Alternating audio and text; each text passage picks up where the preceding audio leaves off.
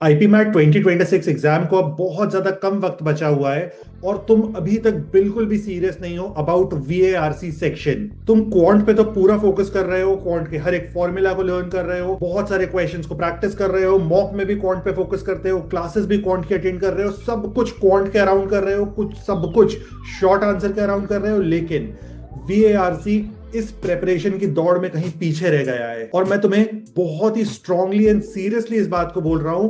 हर साल बहुत सारे ऐसे एस्पिरेंट्स होते हैं जो वीएआरसी सेक्शन की वजह से आईपी मैट का सेक्शनल कट ऑफ क्रैक नहीं कर पाते हैं। तुम कितना भी अच्छा स्कोर कर सकते हो क्वांट सेक्शन में, लेकिन वीएआरसी कट ऑफ क्रैक नहीं होगा तो तुम्हारा सिलेक्शन नहीं हो सकता है, पीआई का भी चांस नहीं आएगा। अब वीएआरसी सेक्शन की प्रेपरेशन अगर यहां से करनी है तो क्या सारे स्टेप्स लेने चाहिए कि तुम वीएआरसी के सेक्शनल कट ऑफ को क्रैक कर सको। मैं तुम्हें एक परफेक्ट ब्लूप्रिंट दूंगा और अगर तुम इस ब्लूप्रिंट को फॉलो करते हो तो मैं तुम्हें गारंटी दे सकता हूं कि तुम वीएआरसी का सेक्शनल कट ऑफ क्रैक कर लोगे। अब जब वीएआरसी सेक्शन को हम लोग देखते हैं तो हमें इसे दो पार्ट्स में देखना चाहिए। First is RC and second is वीए, क्योंकि आरसी की वैल्यू बहुत ज्यादा होती है और वहां पे मार्क्स स्कोर करना कंपैरेटिवली इजियर एंड फास्टर होता है आफ्टर अ पॉइंट। साइमल्टेनियसली हमें वीए पे भी फोकस करना चाहिए।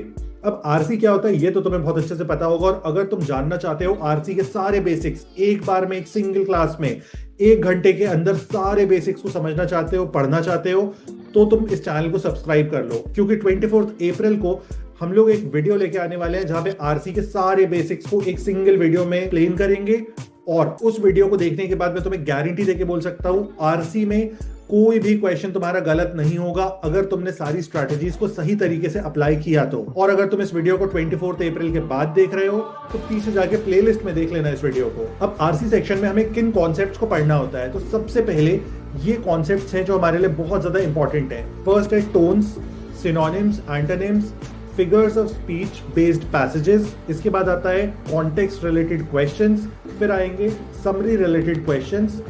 ये सारे के सारे टॉपिक सबसे ज्यादा इंपॉर्टेंट और इनसे ही सबसे ज्यादा क्वेश्चन पूछे गए हैं कुछ लास्ट ईयर्स में। अब तुम्हारी स्ट्रैटेजी ये होनी चाहिए कि तुम्हें एवरी डे 2 से 3 आरसी सॉल्व करने हैं और उनकी थ्रू एंड थ्रू एनालिसिस करनी है।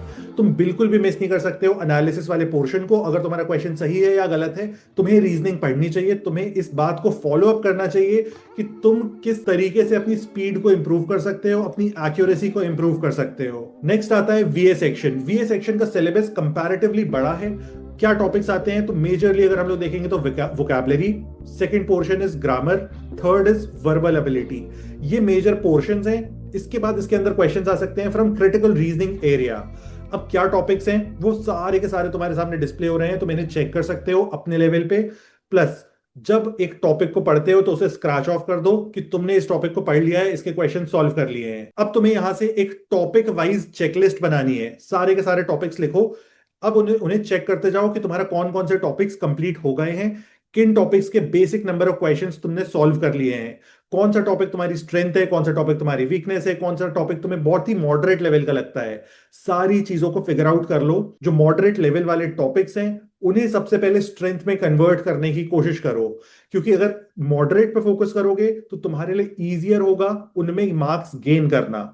इंस्टेड तुम डिफिकल्ट पोर्शन पे या जिन जिन पोर्शन में तुम्हारी वीकनेस है उन पे फोकस करोगे। इसके बाद तुम्हें कितना टाइम डालना चाहिए वीए सेक्शन में, यहां से तो एवरी डे मिनिमम 90 मिनट्स डालो। 90 मिनट्स नहीं डालोगे तो कुछ भी नहीं कर पाओगे। अब ये सारी चीजें तुम्हें करनी है अलोंग साइड योर मॉक्स।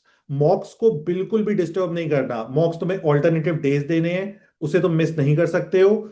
अब उसके साथ अपने टाइम टेबल में इन चीजों को ऐड कर दो, क्योंकि अब तुम्हारे पास पूरा टाइम है। तुम्हारे बोर्ड एग्जाम्स भी हो चुके हैं, तुम ड्रॉपर थे तो तुम्हारे पास काफी सारा टाइम होगा ऑलरेडी। तो इस टाइम को बेस्ट पॉसिबल मैनर में यूटिलाइज करने की कोशिश करो।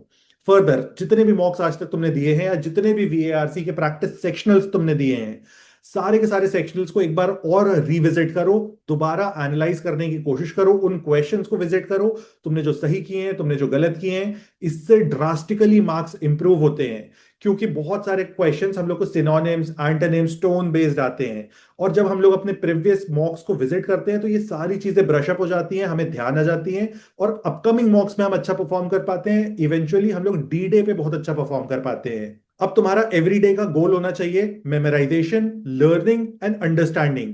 इन तीनों चीजों को करो कि तुम मेमोराइज करना स्टार्ट कर दो, वर्ड्स को, टोन्स को, इंपॉर्टेंट फिगर ऑफ स्पीच को, इस तरह की चीजों को। उसके बाद लर्न करना होगा कि क्या बेसिक कॉन्सेप्ट्स होते हैं जो तुम्हें फॉलो करने होंगे, क्या प्रेपोजिशंस होते हैं, क्या वर्ड रूट्स होते हैं, एंड फाइनली तुम्हें अंडरस्टैंड करना होगा आरसी के बेसिक्स को। इन तीनों चीजों को जब प्रैक्टिस के ऊपर अप्लाई करोगे तो तुम्हें बेस्ट पॉसिबल रिजल्ट मिलेगा। अब मैं तुम्हें बताने वाला हूं कि क्या लास्ट कुछ इयर्स का सेक्शनल कट ऑफ था वीएआरसी सेक्शन का इन आईपी मैट एग्जाम। तो हम लोग 2024 एंड 2025 के एग्जाम के बेसिस पे देखेंगे, और यहां पे तुम्हें एक और चीज पता चलेगी कि तुम्हारे मॉक में कितने मार्क्स आने चाहिए, प्लस तुम्हें एग्जाम डे पे कितना स्कोर करना होगा। हालांकि ये कोई फिक्स्ड नंबर नहीं है, क्योंकि हर साल ये नंबर चेंज होता है based on level of difficulty of exam. तो अब इस नंबर को चेज करने की कोशिश नहीं करो, लेकिन इससे एक आइडिया ले सकते हो कि तुम्हें कितने मार्क्स लाने होंगे या किस लेवल ऑफ डिफिकल्टी पे कितने मार्क्स लाते हैं स्टूडेंट्स। तो सबसे पहले हम लोग आ जाते हैं यहाँ पे। तो यहाँ पे आपके लिए quant, short answer, quant MCQ and verbal ability तीनों के कट ऑफ है। ये है 2024 का पेपर। अब इस 2024 के पेपर को आप देखोगे तो हम लोग सिर्फ बीए सेक्शन को कवर करने वाले हैं। तो जनरल कैटेगरी का जो कट ऑफ था दैट वाज 113, 113 नंबर लाने हैं। तो अगर तुम यहां से टारगेट कर रहे थे 100 प्लस का, तो तुम्हें समझ आ रहा होगा 113 नंबर ही कट ऑफ है, तो तुम्हारा तो सिलेक्शन ही नहीं होगा। ईडब्ल्यूएस का है 89, NC OBC 78, PWD 40, SC 60, ST 40। ये है 2024 का। अब 2025 का क्या वर्बल एबिलिटी का कट ऑफ है? 112, 87, 78, 47, 65, 48। तो अब हम लोग सिर्फ जनरल कैटेगरी के बेसिस पे देखते हैं। तो 113 और 112, सिर्फ एक नंबर का ड्रॉप हुआ है 2024 से 2025 में। अब जब 2026 का तुम एग्जाम लिखने जाओगे तो तुम्हें पता होना चाहिए कि तुम्हें कितने मार्क्स लाने हैं। अगर 2024 और 2025 जैसा पेपर हुआ, special advantage for droppers here, 2025 का पेपर अगर तुमने अटेम्प्ट किया है तो तुम्हें पता है क्या लेवल ऑफ डिफिकल्टी था। उस लेवल ऑफ डिफिकल्टी का पेपर अगर फिर से आता है तो तुम्हें ध्यान रखना है 115 मार्क्स लेके आने हैं। अगर उससे थोड़ा सा आसान पेपर आता है 2024 जैसा, तो थोड़ा सा कट ऑफ बढ़ जाएगा। इस तरह से ध्यान रखो। अगर पेपर थोड़ा सा डिफिकल्ट आता है तो कट ऑफ कम हो जाएगा। कम होगा तो हो सकता है वो बहुत डिफिकल्ट पेपर हो तो 105, 104 पे आ जाए, लेकिन ऐसा नहीं होगा कि वो बिल्कुल ही ड्रॉप हो जाएगा, 85 आ जाएगा। तो अब हमें एक मिड रेंज समझ आ रही है जो स्कोर हमें लेके आना है। एंड फाइनली हम लोग last section of the video पे आ जाते हैं जो आई थिंक प्रेपरेशन में तुम्हें बहुत ज्यादा हेल्प करेगा, एंड दैट इज दिस। यहां पे मैंने बताया है कि हर सेक्शन से कितने क्वेश्चन आए थे लास्ट कुछ ईयर्स में in this exam, in this IPMAT exam. तो reading comprehension plus plus critical reasoning was the biggest section. इससे 12 क्वेश्चंस आए थे। तो अब तुम्हें समझ आ रहा होगा मैं क्यों बोल रहा था तुम्हें 2 से 3 पैसेजेस एवरीडे करने हैं, तुम्हें इंग्लिश के आरसी के बेसिक्स पढ़ने हैं, और मैंने उसे ज्यादा वेटेज क्यों दी थी इन कंपैरिजन टू वीए। तो क्योंकि 12 क्वेश्चन है, 12 क्वेश्चन एक साथ अगर सॉल्व करोगे तो एक बार पैसेज रीड करोगे, स्कैन करोगे, और तुम्हें 6 6 क्वेश्चन मान लो 2 पैसेजेस में आए, या 4 4 के 3 सेट आए, तो तुम इजीली सॉल्व कर पाओगे, जल्दी जल्दी क्वेश्चन सॉल्व होंगे, ज्यादा मार्क्स ला पाओगे। फिल इन द ब्लैंक्स 4 से 5 question, idioms and phrases 8 questions, para completion 5 to 6 question, correct the underlining part 5 to 6 question, para jumbles 5, incorrect word usage 5। तो ये एक ओवरऑल सिनेरियो है इस एग्जाम का लास्ट कुछ इयर्स का। इस पूरे चार्ट को, इस पूरी शीट को डाउनलोड कर लो अपने लेवल पे। इसमें एक अलग से सेक्शन है माय रिपोर्ट, इसको प्रिंट कर लो, सेक्शंस को टिक करना स्टार्ट कर दो।